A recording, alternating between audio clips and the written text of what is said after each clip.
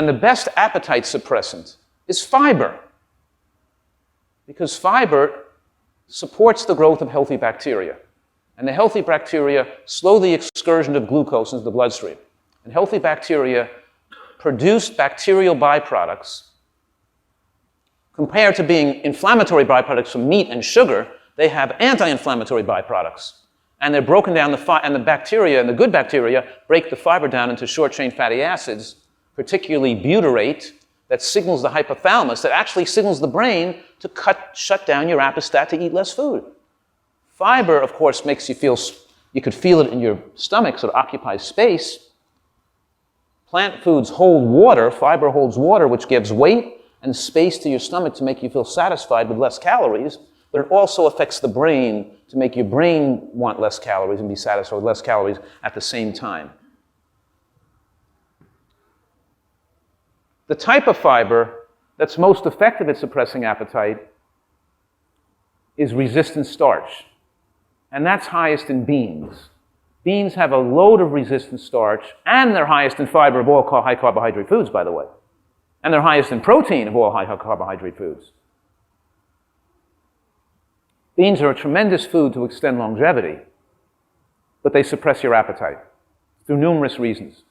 One, the resistant starch is broken down to butyrate, which signals the brain not to eat. Two, their starches that are digested come into the bloodstream so slowly that they make you feel like you don't have to eat for many, many hours after you ate them. They keep you sustained and feeling like you're not hungry for many, many hours.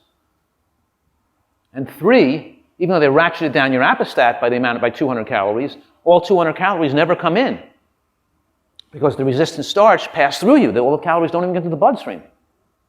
And four, they're rich in protein. They supply you with excellent types of protein, and they're rich in anti-cancer phytonutrients, including soybeans. Let me say that again. I said it 2 days ago, that all beans protect against cancer, but soybeans in particular are powerfully protective against hormonally sensitive cancers like breast cancer and prostate cancer. Not only are soybeans don't produce cancer, they're powerfully protective against cancer, and even for women who have breast cancer, they're shown to decrease the chance of that person dying of cancer. The genistein and estrogen-like materials in soybean blocks the estrogen from stimulating breast tissue and prostate tissue. Of course, we're not talking about processed foods here. We're talking about real soybeans, like edamame, tempeh is a fermented soybean, or dried soybeans. We're not, corn is an okay food, right? Not bad if you have an organic corn, especially corn that was grown 100 years ago, that wasn't hybridized to be so sweet, or had more flavor than anyway. But I'm not saying corn chips, or Kellogg's corn flakes, or frosted flakes, or corn doodles, are good foods. That's processed corn foods.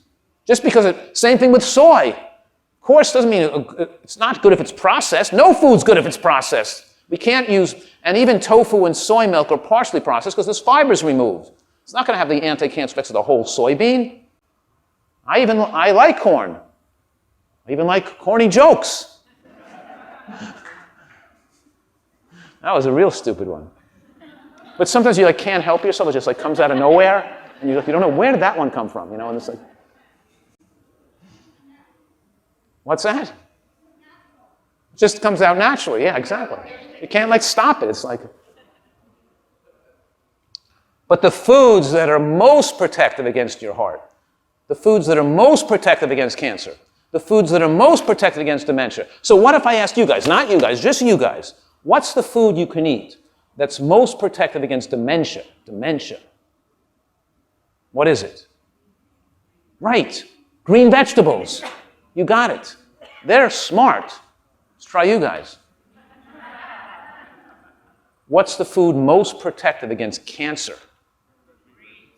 Greens. Right. Green vegetables. We're a green vegetable dependent animal. The green vegetables have nutrients that are not optional. Our body's been designed to run on greens.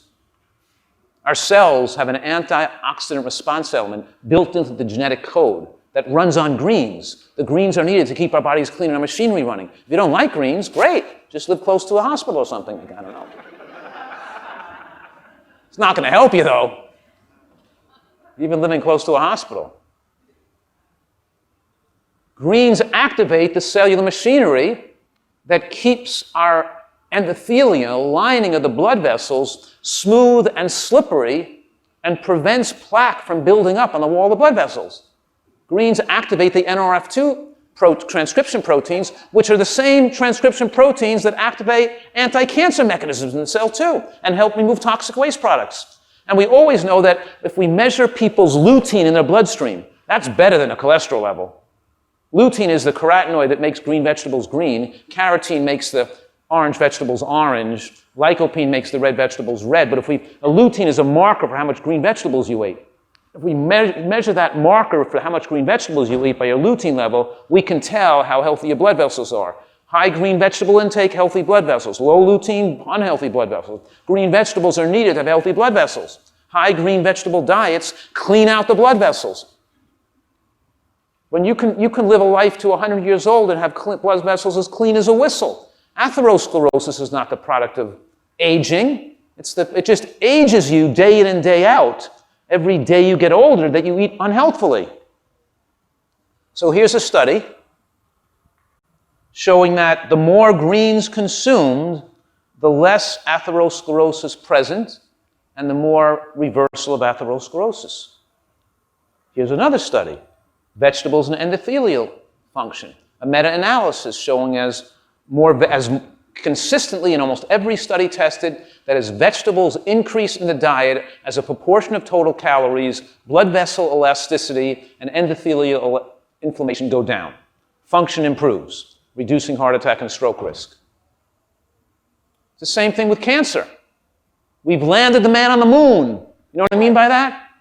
In other words, we already have the answer. We already discovered how to not have heart attacks and strokes and cancers. We already can know how to not have a heart attack. If people don't like the answer we found, they want a different answer. They want to eat their hot dogs and their donuts and have a magic pill we can give them. They want us to keep researching. We want to put more billions of dollars to find out what causes breast cancer. So they can still eat their donuts and their bacon and their croissants. As if we can smoke 3 packs a day and get a magic pill not to have heart attacks or not to have lung cancer or something, right? This life isn't a fairy tale. Your body responds biologically to what you do to it. And food is your biggest biological exposure to the outside world. Here's a study on longevity. Remember, we give more credence to studies that have 3 criteria. Large numbers of people go on for decades, and they look at hard endpoints like death. Not a study that showed I ate Twinkies for 3 months and my weight went down and my cholesterol went down and my triglyceride went down. Those are soft endpoints. That doesn't matter. What matters is, okay, this person ate this diet, their cholesterol improved, but what happened to them if they followed them for 30 years? Are they alive or dead? That's a more powerful study, because something else could be going wrong while their cholesterol is improving. Cholesterol's not everything. When you lower your cholesterol by eating a nutritarian diet that's rich in green vegetables and beans and nuts, then you have 100 other factors that are improved, not just your cholesterol, right? So here's a study of high cruciferous intake of 134,000 Asian adults, showing that if we divided the amount of green vegetables into 5 quintiles, the ones that lived the longest were the ones that ate the most green vegetables. It didn't level off. In other words, if we did that study with mushrooms, what would have that shown?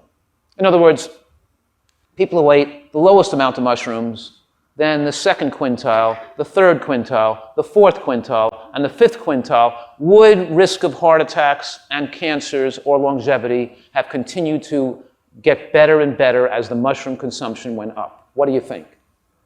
No, it would not have. Because at some point it would have leveled off. Because there's some level of mushroom consumption, like 20, 25 grams a day, where more is not going to further benefit you. Did you follow that? Green vegetables don't show that, though. They show the more you eat, the longer you live.